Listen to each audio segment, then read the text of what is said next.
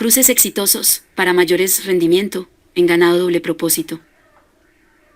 En las ganaderías especializadas, el doble propósito, se realizan cruces, con diferentes razas, con el firme objetivo de buscar mejores resultados en la producción de carne.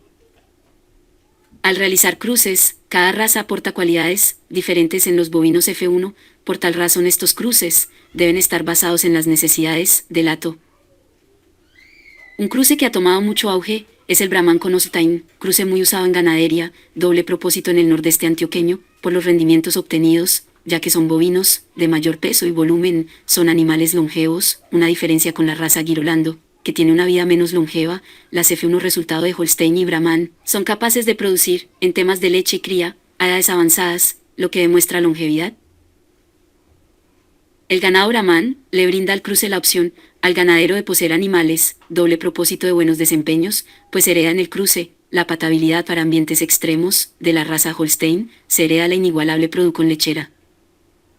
Si lo que se busca es vacas con mejores capacidades reproductivas, un cruce aconsejado es usar un toro Angus puro con vacas F1 producto del Brahman y Holstein.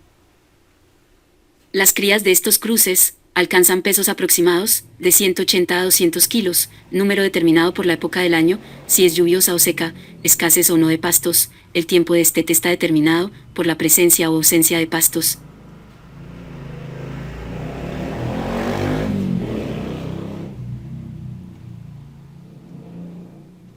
Otro cruce muy utilizado es Gir con Holstein, obteniéndose el Girolando. Las hembras de la raza Girolando sirve tanto para producir leche y para cría. Un cruce muy famoso también es el Brangus, el cual se obtiene al cruzar Brahman con Angus, cruce muy famoso por la alta producción de carne que produce, ventaja para los ganaderos, pues obtienen mayores rendimientos por la venta de más kilos de carne.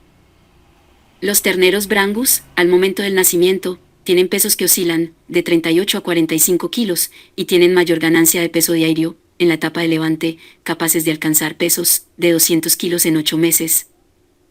Un cruce muy recomendado es sin Gir, que es el cruce de animales Gir con cimental, del cual se obtienen bovinos con mejores capacidades productivas, se fortalece temas de rusticidad, longevidad y resistencia.